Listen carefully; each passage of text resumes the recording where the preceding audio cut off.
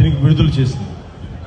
Visakhapatnam railway zone, south coastal railway zone NDA ప్రభుత్వ కృషి. గత ప్రభుత్వం కనీసం భూమి కూడా ఇవ్వలేదు, మనం దీన్ని ముందుకు తీసుకెళ్ళాం. పోలవరం ప్రాజెక్ట్ ఆంధ్రప్రదేశ్కి జీవనాధారం.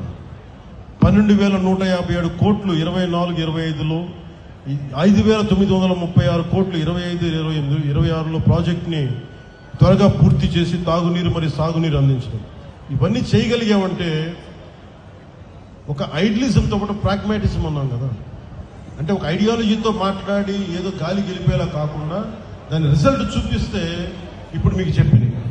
అలాగే తల్లికి వందనం అని చెప్పి దాదాపు ఏడాదికి గౌరవ ముఖ్యమంత్రి శ్రీ నారా చంద్రబాబు నాయుడు గారు మేమందరం కమిట్ అయ్యి మేము చెప్పినవి.